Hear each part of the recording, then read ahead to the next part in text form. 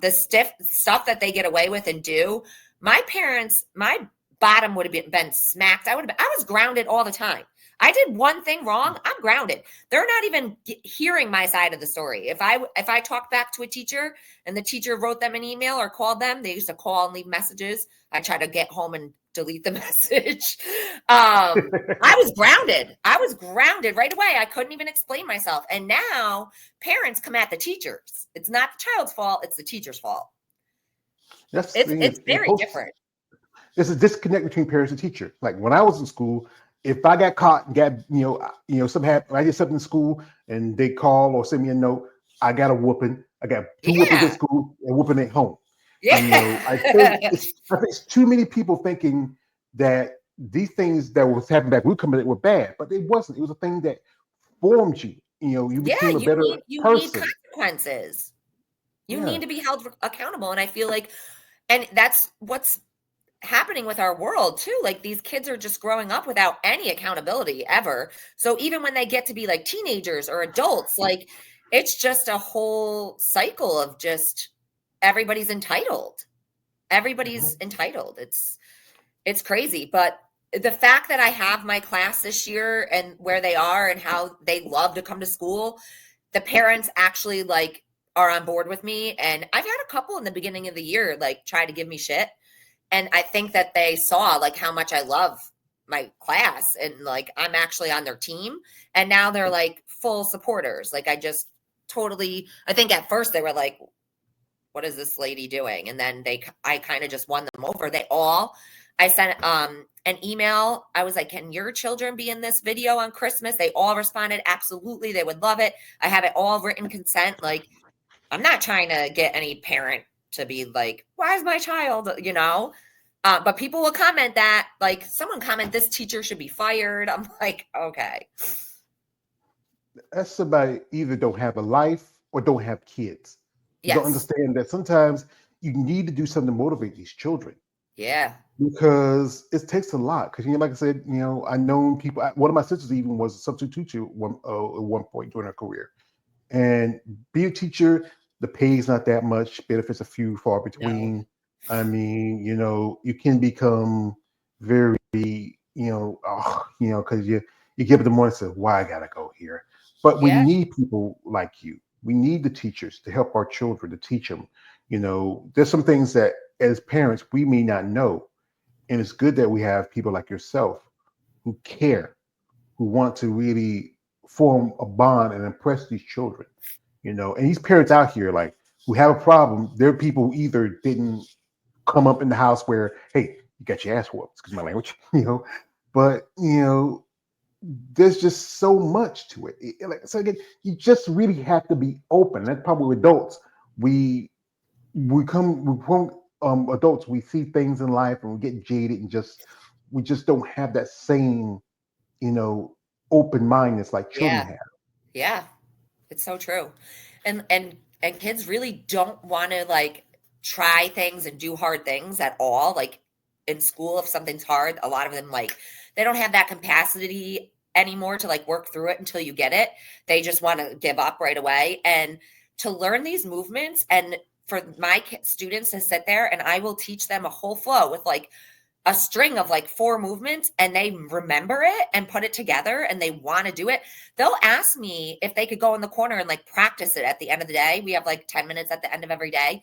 They're asking me if they could go over and practice their movements. Like they're wanting to do hard things now. They're wanting to get better. It's teaching them that, like if anything, it's teaching them resilience, discipline, like do hard things, watch yourself get better. And then you feel proud of yourself. Accomplishment, all of it.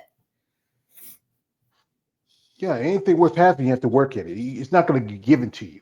And are you instructed to outside of the school? Do you do any like teaching or anything? I'm a certified coach. I train online, but I actually have a tutoring business. So I tutor more than I train, and I would like to get more into the training at some point, maybe over the summer. But I'm a busy lady. I'm, teaching salary. I'm a single woman. I live by myself. Like my teaching salary is if I'm living just off that, I'm house broke.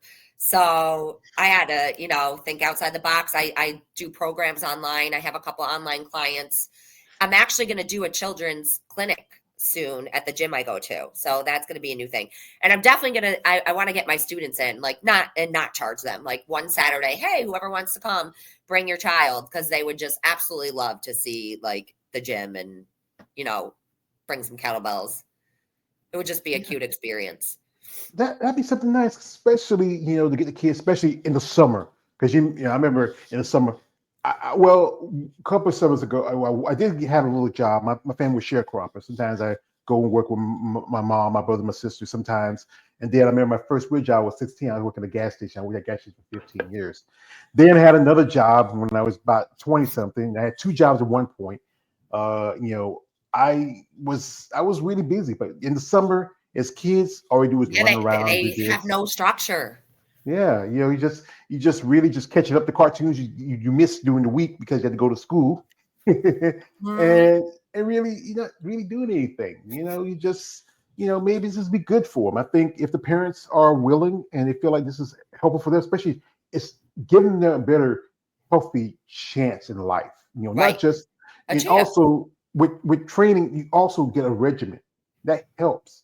You get a schedule where okay I get up in the morning, I do this, I do that. I'm set to the schedule, rest, sleep, eat, work Yep. out, do my homework. I mean, when I got off school, sometimes I used to, well, I grew up in the 80s. So I didn't go do my Oh, me homework right away. too. So, like, yeah, I say, I watch He Man for about an hour or so. And then, okay, I try to do my homework since I watch He Man. I say, look out, He Man. But I mean, it's just, and I've just always functioned better with structure in my life and on a schedule. When I went off to college and I didn't play sports that one year, that's when it was not good. I was sleeping, or I wasn't going to class. I was sleeping, skipping class. I was going out because I didn't have anything to do the next day. And I ended up coming home. I was at Lemoyne and I was like, I need more structure in my life. Like this is not, I don't function well without it. So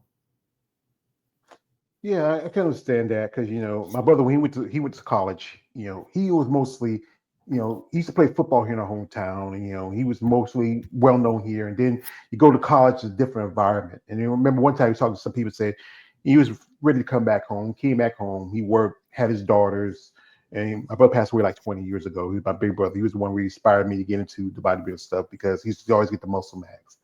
And I used to love leading the muscle mags and following the bodybuilders. I grew up the tail end of the Schwarzenegger era, and just amazing people in the sport. And doing this content, especially on women in bodybuilding, I get to learn things like, about the process, the training, the dieting, so much work you put into it. And a lot of these ladies who I have become friends with, many of them they have kids, they have children, they have responsibilities.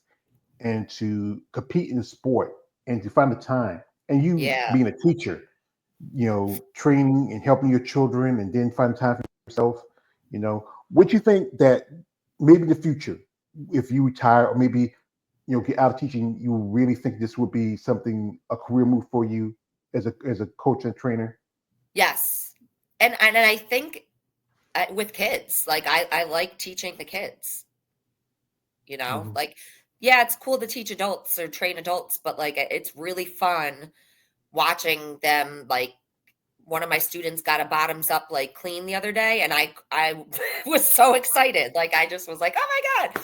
I don't know why. There's just something like his face lit up that he did it and it's just like and that's why I love teaching first grade because when they start getting the reading process and they get so proud of themselves and they're like, oh my God, I can read. And it's like a really great thing to be a part of and to see. And I don't know, I think like even just training with the youth would be something I would want to do for Yeah, sure. that's good. Yeah, I think it's best like with the children much younger because they're a little more open minded. Teenagers, Yeah, no, no, no. I remember me as a teenager. Nope, no, thank you. I can remember myself. I wasn't bad. I was me. I was just different. I mean, I wasn't like typical teenager, but No, I was a, everybody. I would talk back. I was just nope. Oh, I did that once. With my mama, and I Oh my, I was no grounded no. every weekend. Every weekend was grounded. Grounded. My mama Dusty Rose. She's like, Oh no, yeah. yeah, ground. What's grounding? We never heard that. What's that? What's that?